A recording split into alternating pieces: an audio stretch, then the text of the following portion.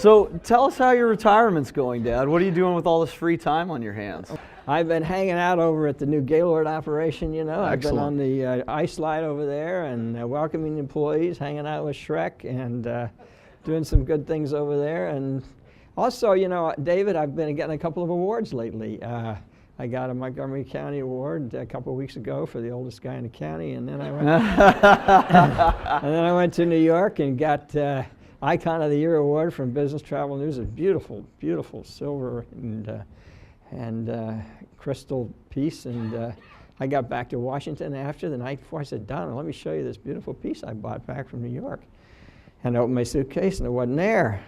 So I called New York, and they said, you left it on the table in the dining room. It really meant a lot to you. Yeah. Well, you know, it was a real struggle with that one because I said to myself, you know, we've been all busy around here, budgets and meeting with people, and let me tell you, David, we got more damn acronyms around here. I just wrote some of them down. Mice, I mean, when he was talking about mice, what are mice? They're running around the store.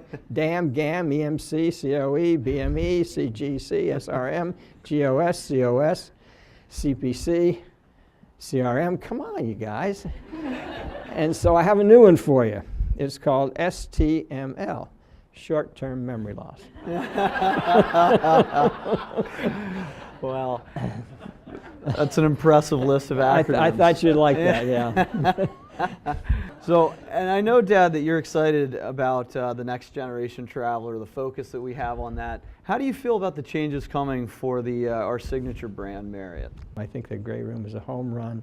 We know that our young travelers today, they want to go to the Great Room. I remember when I used to travel on business all the time, I'd come in, check in, go to my room, work all night, and get a club sandwich by room service and never go back to the lobby till I checked out. And now everybody wants to hang out in the lobby. They want to connect with each other. They want to talk to each other. They want something to eat, something to drink. And maybe they want to sit and reflect in the corner, work on their computers. But I think the Great Room is a home run.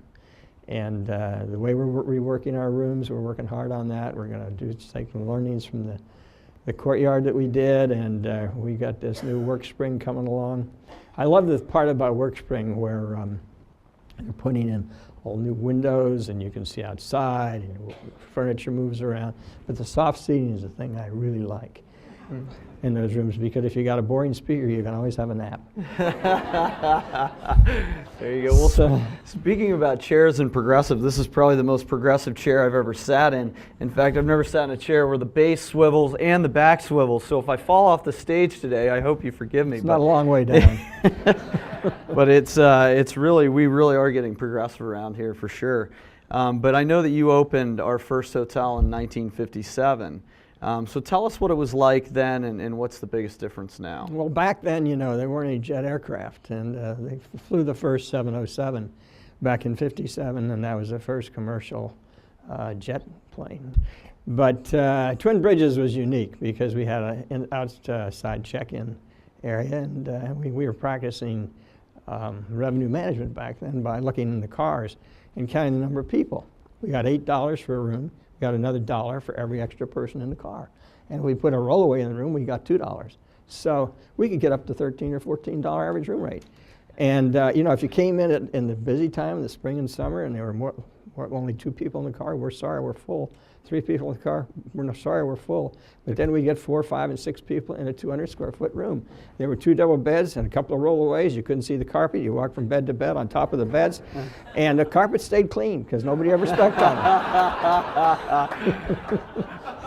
So that was really interesting, David. It's come a long way from those old days. Amazing that they never picked up on that and had their friends walk in after they checked in their car and hide around the corner. Well, I don't know, but it was... Save a few dollars. Yeah, that's right. They didn't figure it out, or they left the kids up on the street someplace and picked them up later. Exactly. Well, I know, Dad, that we're growing very fast, and we've got 3,800 hotels almost in 74 countries around the world. How do you think our 85-year-old company culture translates today? I think the culture is translating very well. I've visited over 200 hotels this year. I've been to Europe, to North Africa, to China, to India, and the Caribbean. And everywhere I go, people are grateful for the opportunities that we provide them. And you know, at the dinner I was at in New York, I had 7 general managers and area vice presidents sitting at my table. And we went around and counted up the years, and it was 204 years for those 8 people. And I said to myself, no other company's got anything like this. And one of the guys at the table was only there 4 years. So, you know, he screwed up the whole average. We'd have had, you know, been 30 years or 35 years per person. And it's the opportunity we provide people, and it's our core culture, which is take good care of your people, they'll take good care of the customer, and the customer will come back. Yeah. I think it's more important today than it has been even in the past. I think it is too, and I think it's unique. It's a standalone culture. Well, clearly it is our strongest competitive advantage, yeah. without question. Now, I've heard you've been working on a new book. How about a preview? Well, David, it's an e-book, and I've heard that 50% of all new books come out today are e-books. In fact, a book called 50 Shades of Grey has come out as an e-book. You haven't read that, have you, David? I haven't read that one. I haven't read it either. If I had, I sure wouldn't tell this group. But I think our book's going to be fine. You know, it's the story of the company, and we talk about people are important. We talk about success is never final. And we talk about making decisions and deciding to decide, and we talk about what happened when we had to lay off 1,000 people in 1990 when everything got in trouble. We talk about despair, and we talk about happiness, and we talk about the culture. And I think it's a good read. It's very short, which you'll all be happy to know. And so you don't read a lot of books, David, but this one you ought to read. Very good. Well, so I noticed the title of your book, Without Reservations, and I just want to ask you, so after 40 years as CEO, you truly have no reservations? No, I've loved every day I've come to work, and I've loved watching this business grow. Somebody asked Ronald Reagan, what's the secret of your success? And he said, 50% is luck, and 50% is a great team of people I have around me, which allows me to take a nap every day. And I thought about that as I sat here today and saw all of you, those who were performed and those who didn't. And I've been in meetings with many of you this week, and I'm so impressed with the talent, the energy, the enthusiasm, the commitment to the company that you all have.